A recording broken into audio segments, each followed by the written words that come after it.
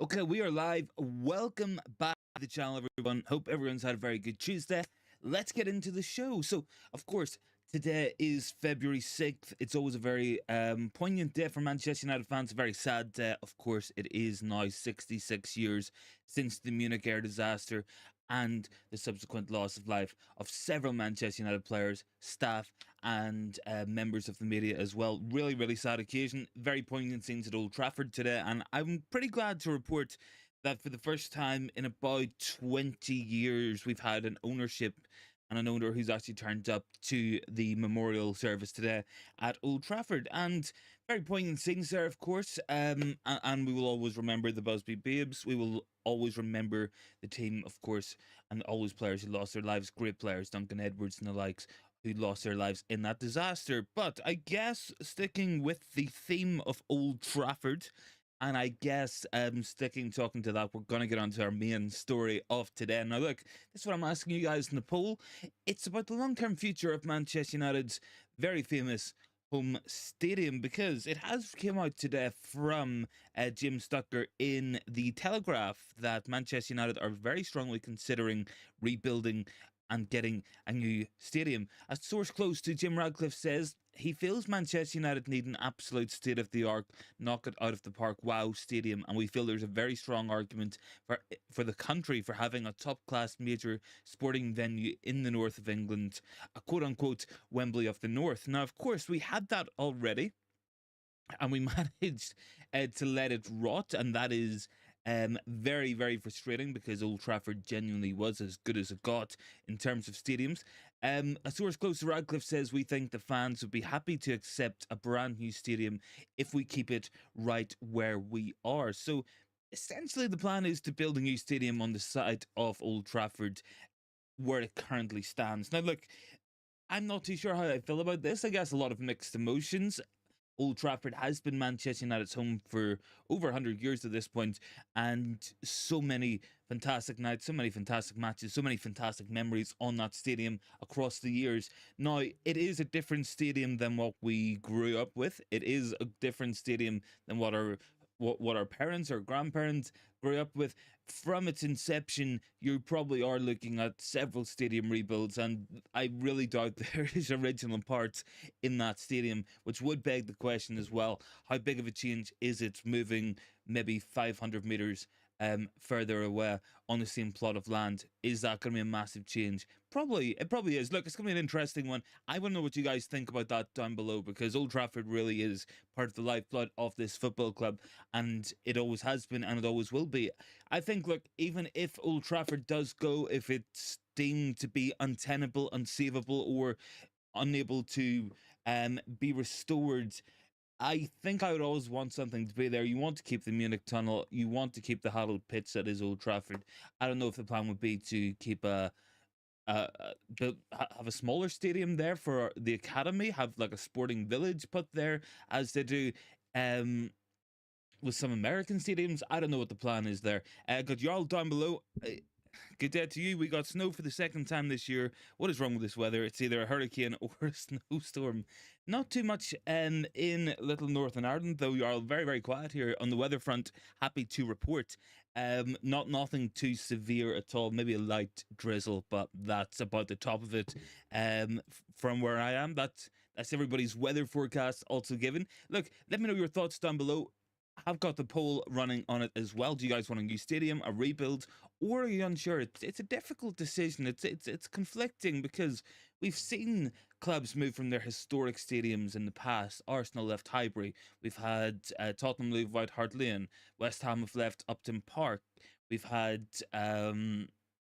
Juventus have moved stadium. Bayern Munich have moved stadium. PSG. Loads of clubs have moved stadiums, and it's been successful.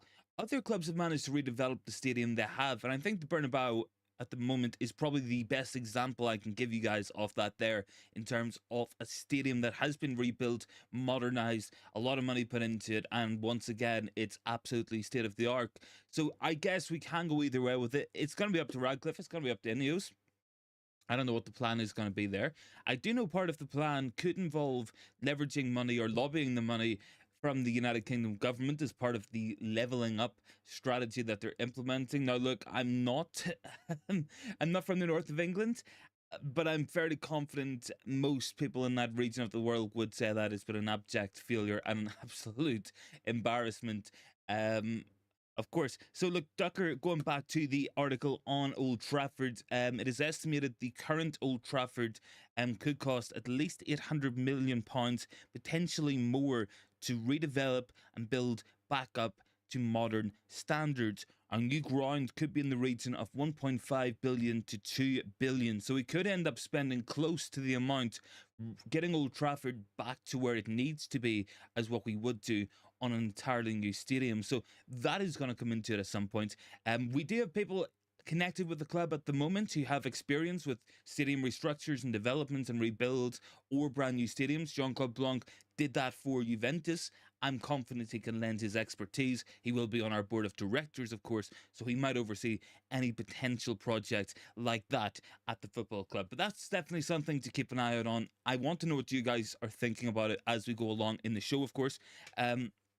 Jeremy says, rebuild for me as a New Yorker. The new Old Trafford does not sound good. I would agree with that. I think it's getting to the point where something drastic does need to be done. We had the best stadium in English football and we let it rot. Not any of our fault, not the club's fault.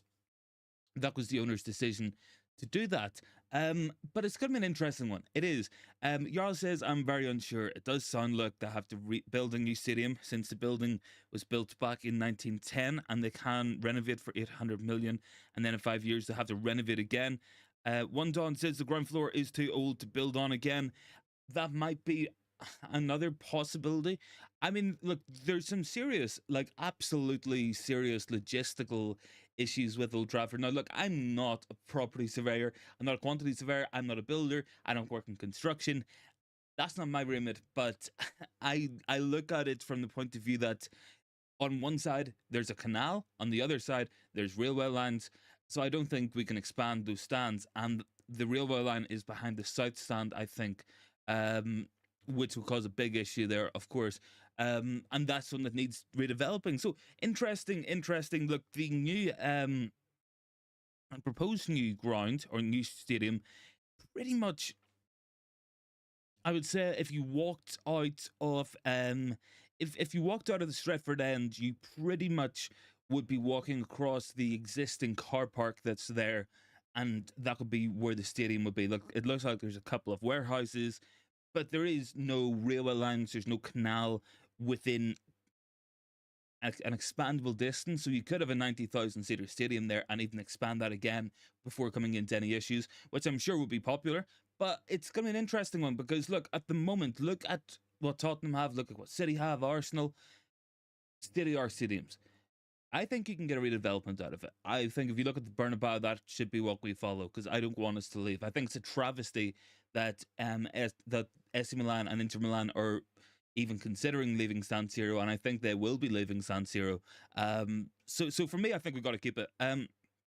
Carpi is down there. I would prefer to keep Old Trafford and the women's team for the under-21s, as they don't have a ground. It will be all to help them state of the art for the men's team and have more events for FFP and money. Look, we could do that. That might be part of the plan.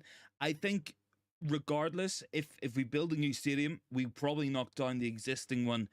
Even if we just keep the pitch and we build a smaller stadium around it, I don't think we'll keep up with the maintenance costs of a 75,000 seater stadium for the women's team and the academy teams. That's just my personal opinion. But look, it's going to be an interesting one to keep an eye out on. It's a very emotional one. It's one everybody should have an opinion on. So let me know your thoughts down there. Christian said it will be a sad day for fans, but we could use it as a training ground.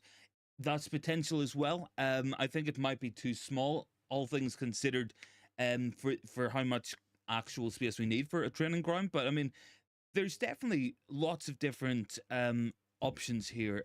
Just in case anyone did miss what Jim Stucker had said, he had said it is estimated the current Old Trafford could cost at least £800 million, while and potentially more, while a new ground could be in the region of 1.5 to 2 billion. So look, it's going to be a lot of money regardless, and we probably go into more debt for it.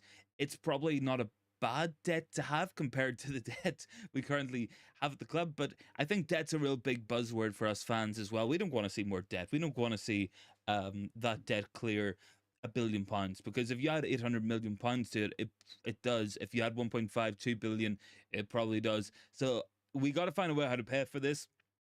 I don't know how we do that. Like, I really don't, because the FFP is pretty touch and go at times as it is. So where are we going to get a stadium out of this? I don't know, but it is an interesting thought. Look, I've got 17 votes in that poll at the moment, pretty evenly divided. Quite a lot of people are unsure. I would say it's difficult to know there. It is. It's a difficult one. Anyway, look, for anyone who is not aware, I'm sure everyone has been seeing the tributes led on social media and across all Manchester United platforms today. Of course, 6th of February, it is the anniversary of the Munich air disaster. We had the Munich memorial service at the Munich clock at the existing Old Trafford, and that's part of the reason why we don't want to see us move completely away from uh, the existing ground, because we have the Munich tunnel. It's a beautiful tribute, and the Munich clock and everything in that part of the ground, really touching stuff there. So yeah, look, that was today. Of course, all of the usual faces were there: Eric Ten Hag, Bruno Fernandes, Sir Alex Ferguson was there. Interestingly enough, Jim Radcliffe was there. Dave Brailsford was also there as well. So that's kind of the first time we've had owners at the Munich Memorial in maybe 20 years or so, which is embarrassing enough as it is, and it's really not particularly hard to get to either. Like, I'm positive it couldn't be that difficult. The Glazer family just never really cared to go. Man Utd, why are we being shown Golden Dreams?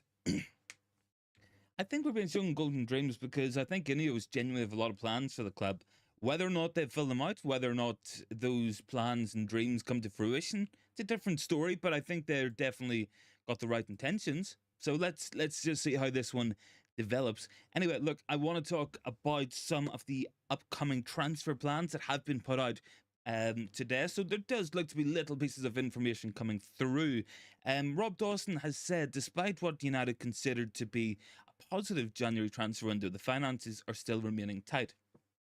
Targeting players, and United are considering targeting players approaching the ends of their contracts, and that could be viewed as a good way of managing the summer spends. I think we're going to spend big in summer. I think we will have the funds for it with investment. I think Rob Dawson's probably going off the current FFP status, but once Radcliffe's investment is ratified, then all of a sudden a lot more money comes into the club, and that's going to help us out immeasurably. But I think approaching players with the last 12 months left in their contract, it's maybe not a bad idea. There's some very good players in that kind of contractual position. Ivan Toney, for instance, is obviously the primary example of that. But there are other players out there as well who could be potential targets in that sense with the year left on their deal. But let me know your thoughts on that one, guys. Lucky says Old Trafford will have new seats and a new roof built, and new toilet facilities. Look, Lucky, they all need all that stuff needs redeveloped. Make no mistake about it. I'm sure anyone who's been to Old Trafford recently hasn't had the most comfortable time watching the match. I mean, obviously, look, we're there to watch the team. It's not meant to be a luxurious experience, but it would be nice having stairs that aren't slippy and crumbling, having to walk up, I don't know, maybe like 30 flights of stairs just to get to your seat. And then, of course, you have the very real prospect of getting rained on. I got rained on last time I was at Old Trafford. That was not fun. Let's just put it that way. But certainly, look, it's an interesting one. What we're going to do with the stadium, I'm pretty open-minded about it. I know it's going to take a lot of work to get Old Trafford back to where it needs to be. Maybe it is easier to build a brand new stadium, but I would like to preserve the history and the culture of our club. That is Old Trafford, and that is undeniable. In terms of the likes in the video, guys, big ups for 12 or 13 now. Can we get up maybe to 20 at some point on the stream as well? That would be appreciated. Let me see if I can find some players here. Anyway, with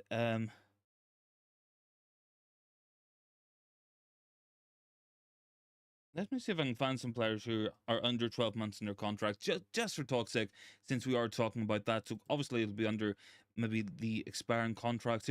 What have we got? We kind of got like Zelensky. Rabio. I mean, like a lot of these people aren't particularly enthusiastic. Look, I think we might look after some players. I don't think it's going to be the plan that we're going to be looking at um, everybody just going like, oh no, that we can't sign this player because he's got 18 months left in his contract. That's not going to fit the plan. But I wouldn't be surprised if we're looking at some players like that, and that can be a useful bargaining tool. It can be. We seen last season. It doesn't guarantee a good deal. Mason Mount had a year left on his deal as well, and we managed to spend a lot of money left on his contract. So let's just hold tight on that one. Big ups to Dark Row as well. Thanks for joining in. And yeah, look, guys, that's an interesting one to be building up to. I guess this upcoming transfer window is going to be really, really interesting for Manchester United. I think we're going to see a clear out now by all stretches of the imagination. We seem to be getting said clear out, which is good. And we're looking potentially at Christian Eriksen going to Galatasaray. I would be surprised if that happens in this window. Could it happen in summer? Probably. I think there's potential there. I think Varane's likely to go. I think Casemiro's likely to go. I think we're going to be moving some players on like that. And I think we're going to see a decent amount of investment. I would say maybe 5 or 6 players brought in this upcoming transfer window. That's what I think we need. That's where I think the squad is at. I wish we weren't in a situation every year where we have to buy 5 or 6 players because it's not really what we need. But I guess it's a position we find ourselves in. Not ideal, but it's what we got to deal with. In terms of that poll, guys, 33% favour the rebuild, 38% are saying give us a new stadium, and almost 30% are also unsure. So everybody's very split on it, and I don't think anybody really wants to see us leave Old Trafford. I think some people maybe have got to the stage where they're kind of like accepting it, that is something that might happen, that is something that could happen. But I guess we'll just have to hold our breath on it and see which way that story develops over time. I think the transfer policy stuff coming in from Rob Dawson, yes, that could be a useful negotiation tool, but I don't think that's going to be all we're looking at. I think when we see Radcliffe getting ratified this week, that's pretty positive for me. And those deals are going to be done very, very soon, seemingly, and the full ratification should be done as well. Matada says, lucky single to go to Old Trafford. I'm sure Lucky's been to Old Trafford. I think he told me like he was going to one of the matches this season. I think he's been. But yeah, guys, look, any more thoughts, make sure to drop them in down below. Let me run through some of the other stories. Look, I like to call this miscellaneous story hour because a lot of these I think we can just ignore. We can draw a line under and say there's probably nothing in this. This is just the usual filler or guesswork by some by some outlets. Bart is under. Hello, while Trafford is being built, where will we play the home games? Elland Road, the Etihad, Anfield. I don't know what the plan is. I think we talked about this one other time on the channel. I think some people were suggesting some of the I don't what was like some of the rugby Super League stadiums could be like a temporary fix or temporary solution. I think the biggest one maybe has got something like 35,000 seaters, which I mean it's not great, but I don't know if it's gonna have to be one of those situations that we have to accept in the short term. I'm not too sure. Look, I remember Real Madrid playing at the Academy Stadium and only having like 10,000 people at their matches. So, I mean, it can be done. It'll definitely eat into the FFP further. We'll be losing the match day revenue, but I think it's going to have to be short-term pain for long-term gain in that sense. Bart says the fan experience at United is not the same as top clubs like Spurs or the Etihad. There's a reason why Old Trafford is not hosting a game for the Euros. Yeah, well, yes and no. Your point does stand there, Bart. Definitely, it is a scenario where the experience and the quality of the stadium just isn't there compared to our rival stadiums. But the reason why we're not hosting any European Championship matches isn't because of the quality of the stadium. It's because we had penciled that in for major redevelopment or work being done on the stadium itself. So that's stadium's pretty much out of commission at that point in time, regardless. So it might be a case where the stadium gets knocked down at that point. It might be a case that we'll be looking to move to a new stadium at that point. I don't know what the plan's going to be. I think regardless of what happens, they'll probably want to avoid like a Tottenham Hotspur situation where they had to go and play at Wembley for a prolonged period of time. They might try to um, build as much of the stadium as possible and then try to move out of Old Trafford into a new stadium once that once a new facility is pretty much done. I'm not too sure what the plan's going to be. That's going to be that's going to be up to Jean-Claude Blanc to decide. He did it for Juventus. I'm sure he would have a plan, and I'm sure that there's contingencies being brought up in the club, and decisions will be made in that very, very soon. Lucky says £320 million for summer, please. I hope so. Bart says Anfield would be great. My favourite is Elland Road, as I love Man United and have a knowledgeable fan base. It's called the Roses Derby for a reason. Rose is a symbol of love. I think we're talking the War of the Roses there, though. Is that not where the symbolism comes into at some point? Bart says, okay, why did Old Trafford not host a big European final since the early 2000s? That's another good question. I think Wembley's overtook it. I think if it was any match going to be in England, it was always in Wembley. We've had several Champions League finals in Wembley Stadium, European Championships, of course. So that would be I guess like it's been cleared by Wembley, and I mean, look, realistically, the Etihad's a better, more modern stadium than Old Trafford, unfortunately, and so is Tottenham Hotspur, so is the Emirates. They are almostly better anyway. Bart says most United fans are from down south London, so you shouldn't have any issues. A good stadium experience is a must, but maybe we can take over the area around the stadium. Well, I think we own the land around the stadium regardless, so we can do whatever we want with it.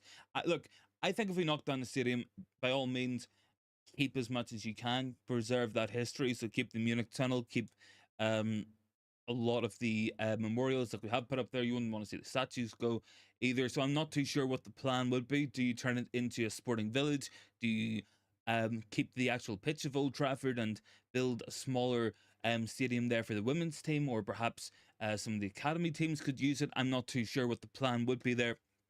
Look, I mean, this is going to be a major piece of engineering and architectural work. Like this is massive, so it's going to be up to them to decide upon that. People far more qualified to speak on those matters than myself. Look, I'll go through the miscellaneous story hour now as well.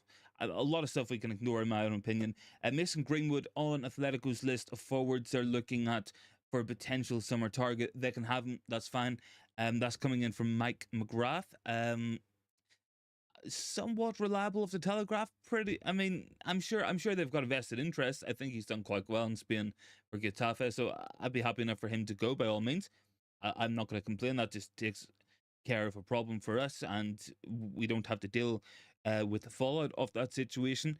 According to the Telegraph as well, Jim Radcliffe wants to create the Wembley of the North under bold plans for a spectacular new stadium. We will wait and see how that develops. Of course, we have touched on that subject and gone through it in full detail as well.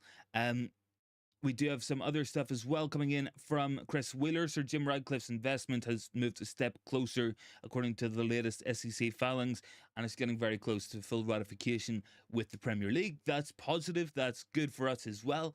And yeah, look, I mean, it's not a bad time to be a Manchester United fan. Form picking up off the pitch, a lot of movement in terms of the transfers and the policy making being set. We're having directors and CEOs come in.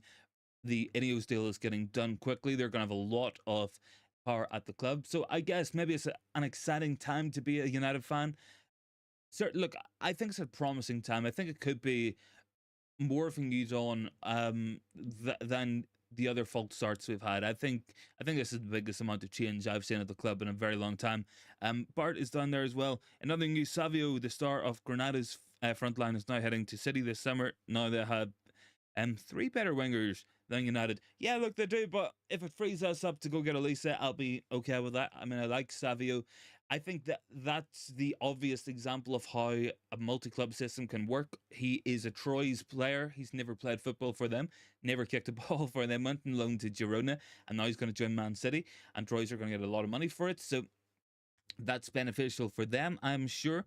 I have an interesting one coming in from Samuel Luckhurst. Now, look, we all know my thoughts on Samuel Luckhurst. I don't, I don't particularly rate his journalistic skills. I also think that he is a guy who makes and manufactures stories and is a very toxic influence on the football club. But he has said Man United officials view Ten Hag's tenure as a 3-year project, although sources remain adamant and they remain in the dark over Ineos' plans for structural change. I guess that's going to be something to keep an eye out on. I think this is common sense. It's a common sense article that most people believe regardless. United believe Ten Hag has made good on his private and public proclamations that the team will improve with his strongest 11 available. I talked about this last night. It's very obvious. If you go from Anthony Martial to Hoyland, if you go from Johnny Evans to Martinez, if you go from McTominay to Casemiro, if you go from Dalot at left back to Luke Shaw, your team's going to get better. That's common sense. That's like saying if you if you swapped out Onana for Allison, you would have a better goalkeeper. That's pretty self-explanatory. So I don't think that's anything too cutting edge, and I think that's a typical Samuel Luckhurst article. But look, United seem to be happy enough at the moment, and I think we're waiting to see. I think overall we can view Ten Hag as the interim manager at this point. I think it's kind of like when Ollie was the manager initially. He was kind of on a job audition at a certain point. At a certain point, it went from being caretaker to interim, and then it was kind of like you're on probation, you're on watch, and if you do well, then maybe you'll get kept on. I think I think that will be Ineos' plan. It's going to be down to what Barada thinks. It's going to be down to what director of football thinks. It's going to be down to what those guys are saying. But Erik Ten Hag at the moment is probably buying himself a little bit of time. But he's got a really big running coming up, a lot of difficult matches coming up, and we've lost Lisandro Martinez. How long is Varane going to stay fit? How long is Casemiro going to stay fit? How long can we keep finding the back of the net on a consistent basis? These are the questions that's going to determine his future as Manchester United manager. If he can go on a run and win the FA Cup, then he might end up staying. If he can finish in the top 4 or top 5, depending on where the Champions League cutoff point is, he might end up staying. But I think it's going to be down to their decision, their discretion. Jarl says the interim manager. Yesterday, there was an actual story from Holland saying Ten Hag is the caretaker of United till the summer. I think it's like an interview. I think this is an interview probation type period. And depending on what happens between now and the end of the season in terms of tangible progress on the pitch with performance and result and a plan for the future, that's what I think it's going to come down to. They might have made their mind up already. We might be completely wrong on this. They might have said, "Do you know what? We wanted Ten Hag really badly 2 years ago. 2 years ago, we thought he was the guy. We're going to give him more time." They might have also said, "We've looked at it from this point of view. We've been out of the Champions League, finished bottom of the group. We've been knocked out of the League Cup. We've had bad performances after bad performances. We find ourselves on course for under 60 points this season in the league. So maybe it's time to move him on." That's going to be their decision. Whatever it is, I'm positive Ineos are going to stick by it. They're going to appoint the football people to make the football decisions, and that's really important to me. And it's going to be a very interesting couple of weeks and months ahead for Manchester United. What happens? Because look, make no mistake about it, it's a much easier process if Erik Ten Hag stays as manager, succeeds as manager, wins trophies as manager, because that means we're not having to go looking for new coaches. That means we're not having to wait longer for future success and winning trophies. That's good for us. But the question is not, do we want it to happen for Ten Hag? Because we would have wanted it to happen for every manager. The question is, can it happen? Can Ten Hag make it happen? And that's what it's going to come down to.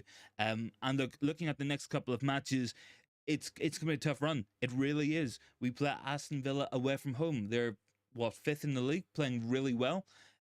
If we can beat Villa, we might go close to catching them in terms of points tally. I think they're 6 or 7 points ahead of us. Then after that, we play Luton Town away. That's going to be a hard match. We play Fulham. We play the FA Cup 5th round, and that should be decided tonight who is going to be our opponent in that match. And then we play Man City. We play Everton.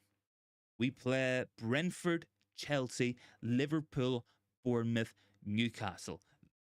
That is an unbelievably difficult run, and that's what's going to decide Erik Ten Hag's future as Manchester United manager. That run of matches: Man City, Everton, Brentford, Chelsea, Liverpool, Bournemouth, Newcastle. That is 7 matches. That is going to decide what happens to Eric Ten Hag. Will he be the manager after this season? Will we finish top 4?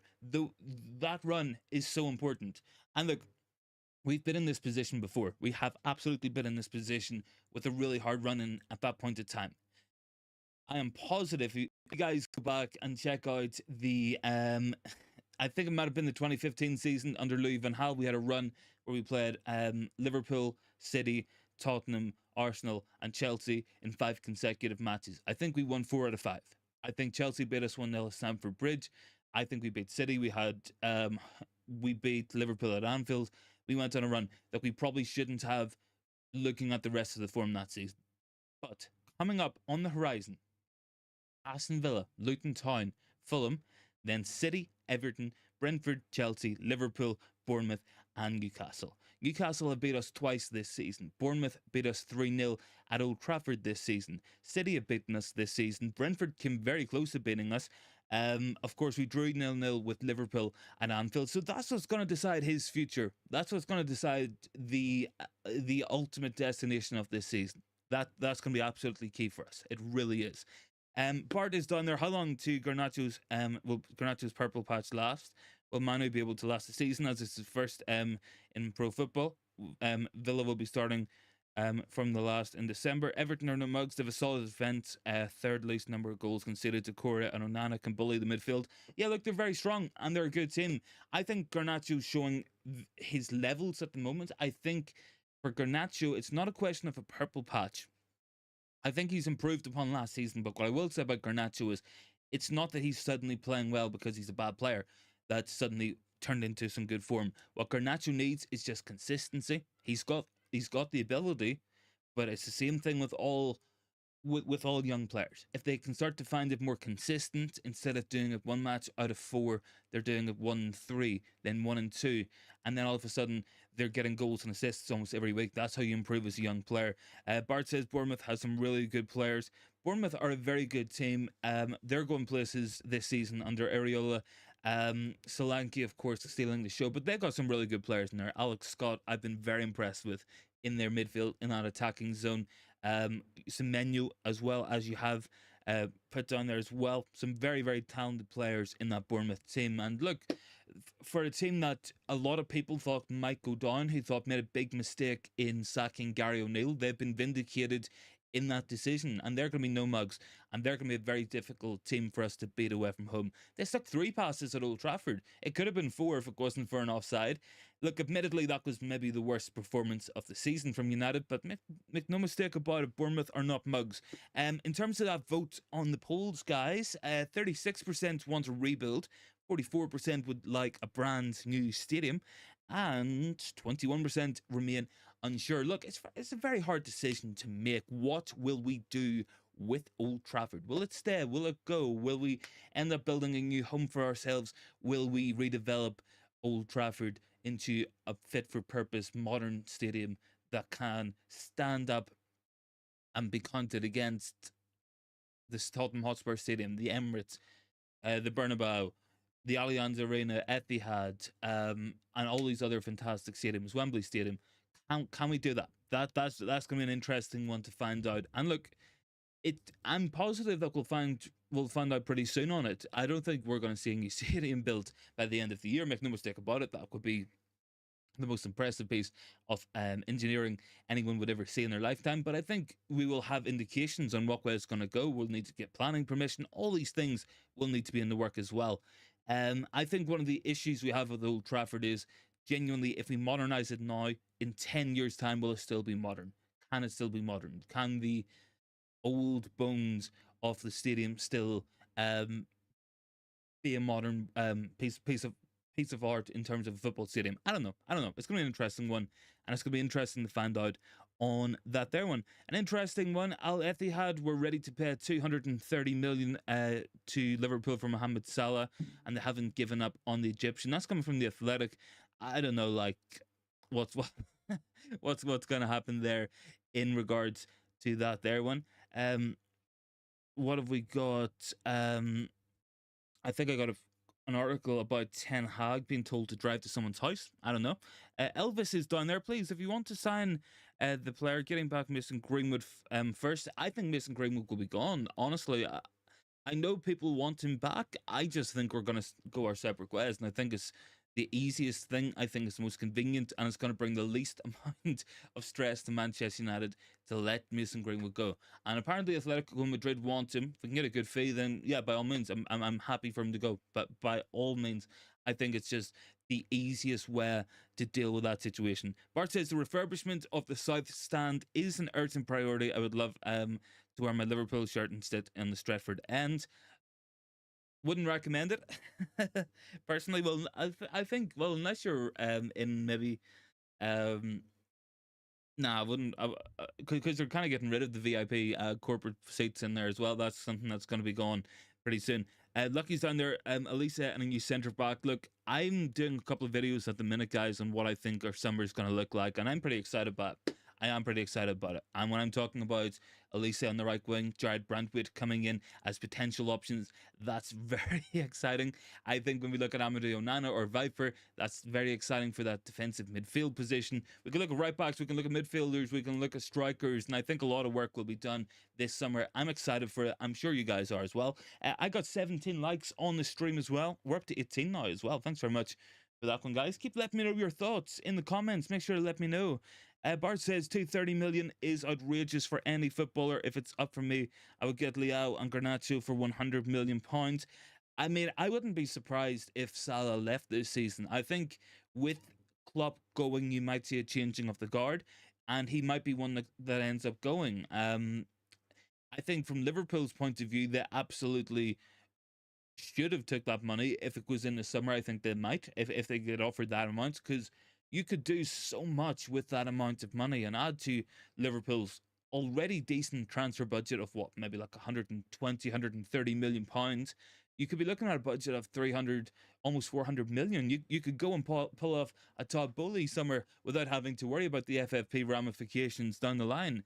Bart says, isn't Nico Williams a better forward option than Elise? What about Marcus Edwards, who has a British passport? I like Marcus Edwards. The reason I'm not 100% sure on him as a United signing is because he's more of an inside forward, in my opinion, and he might come into some of the same problems that Jadon Sancho has. I really like Nico Williams. I think the injury's concerning a little bit. I know Elise has had problems as well, but that's more because of Roy Hodgson throwing him back into the team because there's just an abject lack of quality. I like Nico Williams. I think he's a really good player, and he would give us something different to what we currently have. But the reason I think we're going to go for Elise is very much we are a team that builds up on the left hand side, and we very often manage to get the right winger 1v1 with the fullback. If we can find the switches and play, which we should be able to, we have the attacking players to do that, then you get that player 1v1. And that's where Elise has been really effective for Crystal Palace this season. That's where he's coming in on his left hand side, either for a pass or a shot. That's what Elise can do, and that's why I think we kind of suit what he can bring already. I think Nico Williams is a really good player. Very, very high, a lot of dribbles in him, and that could be beneficial for us. Tyler James had a comment, but I think it just got deleted. Don't know what happened there. On the Tata, nothing has materialized to make us excited. Unless you see serious actions, we will remain the same. Look, cautiously optimistic is what I would put myself in at the moment. I look at the news, I look at the stories, I look at the plans, I look at what we do know. Some of it's good. I look at the rest of it and I say, do you what, plans, intentions, schemes, that's all well and good. Let's see some action. And until we get that there, it's hard to know. Bart says if Nico has the same injury record as his older brother Inaki, he could go places. Inaki has started over 100 games back to back for Bilbao. Yeah, he has. I think he even managed to make it back from African Cup of Nations to not miss a match either. Bart says Enzo will be extremely expensive. He signed on an 8-year deal. Does look like he's regretting that decision. Somehow he's got a deal until 2032. I don't know how that's possible. Tyler says Rasmus is following Mason Greenwood. I'm not really too sure on that, but we'll see what happens. I mean, if he does, he does. It is what it is. But yeah, look, I like Enzo Fernandez. He's a player I would have took when he was at River Plate, to be honest with you, but I can't see us going in for him now, Lucky, to be honest.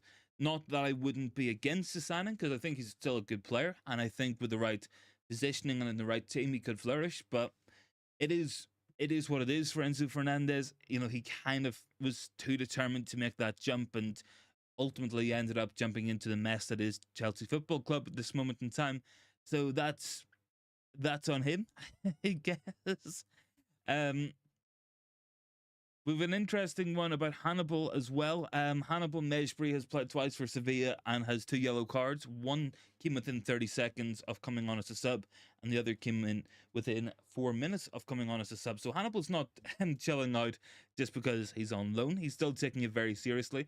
Look, I think he's got to sort out that discipline as well. It's good to have some bite in you, but I think Hannibal takes it to a ridiculous um, a ridiculous level. I do have an interesting story coming in as well. Now, I can't pronounce this guy's name. I really can't. But he plays for Copenhagen. It's Ronnie Bard Bardske. I don't know. Maybe I've really badly pronounced his name. But look, he scored against us for Copenhagen this season. Very highly rated, and he could be an option for us should we not go for Lisa. I think we're seeing talk about it, and this coming in from scouts attending.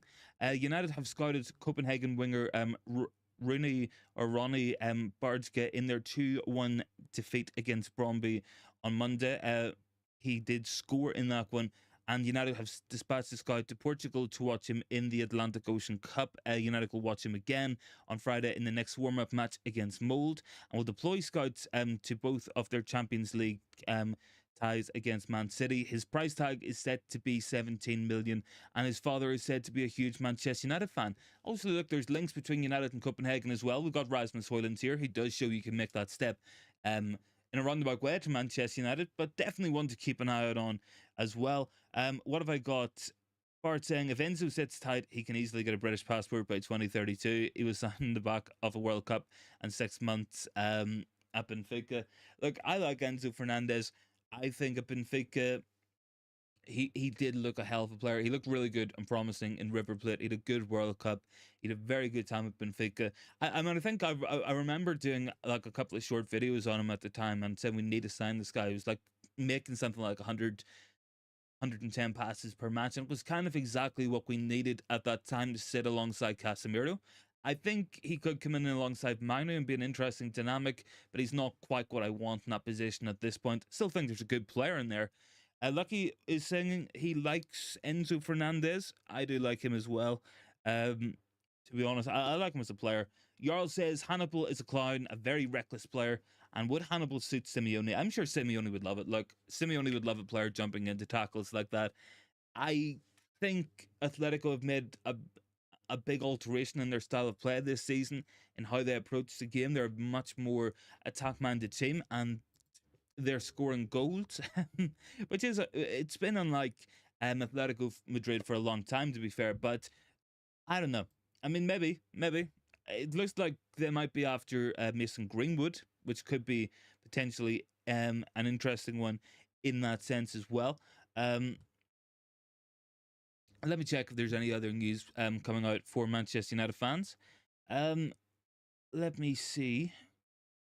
I think Swedish Rumble might have said something here. He's a business lawyer who specializes in UEFA regulations on Twitter. Really, some insightful comments on there as well. I think he was saying something about. I think he was saying something about. Who was that? I think it was about the takeover. I think it might have been in relation with Tottenham Hotspur and the overall plan for a new stadium as well. Basically, Tottenham have managed to work their stadium in such a way that they're actually making profit on it, even though they're still paying it off, and it's kind of paying for itself in that sense. And that could be a model we try to follow. I'll have to look further into that one because it did look like a lot of numbers on there. Rajat goes, Hannibal didn't go to Atletico. No, he didn't. He went to Sevilla. We were just kind of spitballing a little bit. Could he be a fit at Atletico Madrid in the future? That's kind of what we were talking about. Lucky says Elisa, a new midfield and a centre back. I think we still need goals as well, Lucky. I think we're gonna I don't want to be one of those fans who say, like, go get a goalkeeper, two centre backs, a right back, a centre defensive midfielder, an attacking midfielder, a right winger, a striker, and a left winger, and then maybe we can finish in the top four. I'm not going to be one of those fans because I know that's not how things work. We've seen Chelsea buy a bajillion players, and it's not work. So, but I do think maybe slightly more than that. Lucky, I think a realistic target should be 5 signings in this transfer window. They don't all have to be £50 million star players, but I think they need to be good players. I think they need to have the right work rate, the right attitude, the right temperament. I think that's where you take um you can take a rough plan. I think we get one centre back at least. I think we get probably two. So if we counted two centre backs, right? We count it as a number six. That's three. A right winger is four, and then another forward striking option is five. And that's what I think we get in this window. I don't think we go after another left back. I don't think we go after a right back per se. Rizekos, we need a right back, a right wing, maybe a start left wing, centre mid, and a centre back. I think five or six. I think that's pretty much top and bottom of what we need, because I want to see some young players come through as well. And I think we got the capabilities to do that. And I think there's the right young players at the club as well. Any more thoughts? Make sure to drop them in. Bart says Tottenham used the stadium extremely well, organising NFL concerts and go-kart racing. Yeah, but look, the only thing we actually get at Old Trafford is the Rugby Super League, I think, and that's pretty much all we get. But like, if it was a state-of-the-art stadium, then you might get some of that in that region of the world. You might get more concerts in the Northwest as well. Tottenham do use it very well. They're very smart with how they do it. Let me just for interest, let me check this out.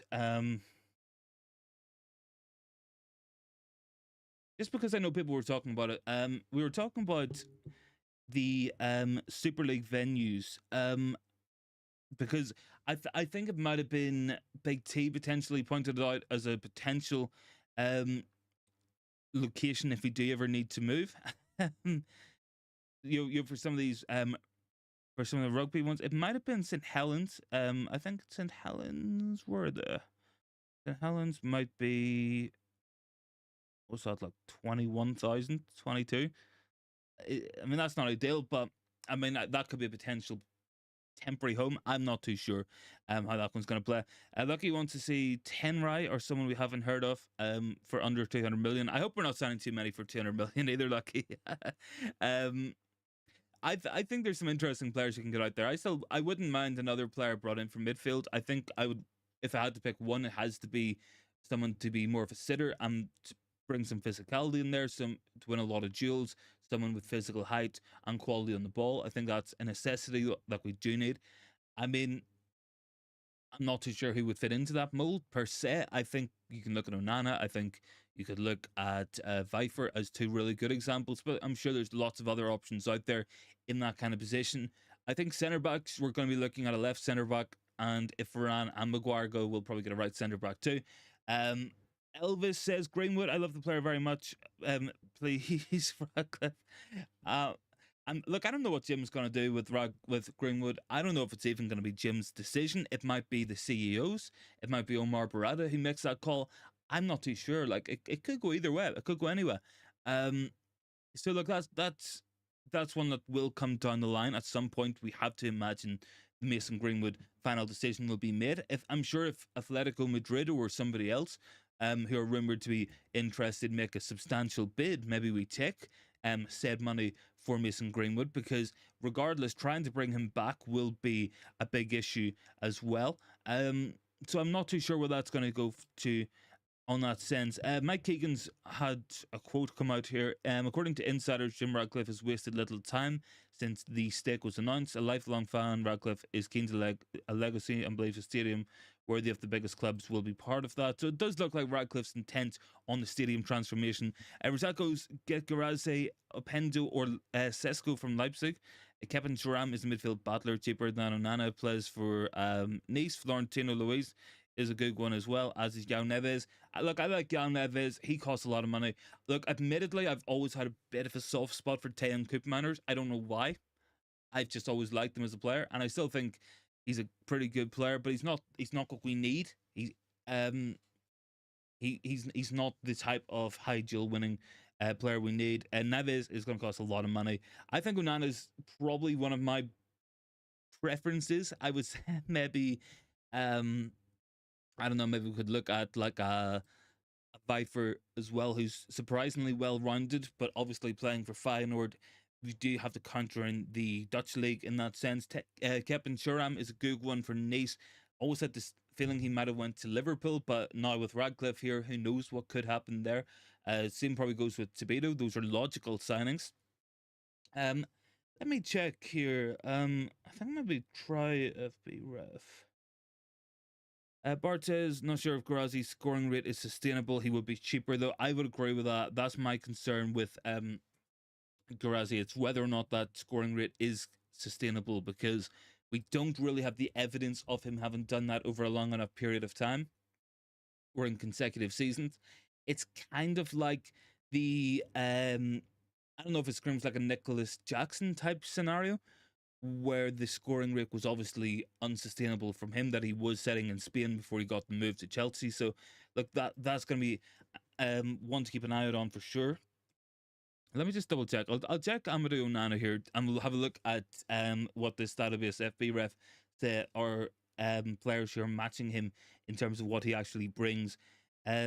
Interestingly, Vitaly Janalt is one. I don't mind. I mean, I think Brentford have quite a good collection of midfield players. But certainly, what have we got? Jefferson Lerma. I'll try Viper as well, just for interest here. But I think those are the kind of options we need.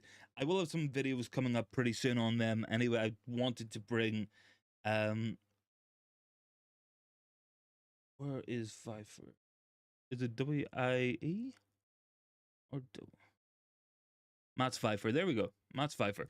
That's going to be an interesting one to keep an eye out on. Rajat doesn't want to see two young strikers. How about Evan Ferguson? Look, I love Evan Ferguson, and as an Irishman, I will always champion his cause. I think we just need different profiles. And look, across the next couple of videos coming out, across the rest of the year, you're going to be hearing me talking a lot about profiles. Probably going to be talking more about them than Mark Zuckerberg does. We're going to be looking at how different profiles are necessary. Now, look, an obvious example is how I like Ignacio from Sporting Lisbon, but I think Jared Brandtwitt's a better player because he will come in as a different profile that will fit into the system, but it also is contrasting to Lisandro Martinez, for instance. Brandtwitt is good in areas where Martinez perhaps struggles, and that gives you different options, different balance in your squad. We don't want 25 of the exact same type of player in this team. We want to have different profiles, different options who can be used for different matches. I think Amadou Onana is a really good one who I would like to bring in. I think Mats Pfeiffer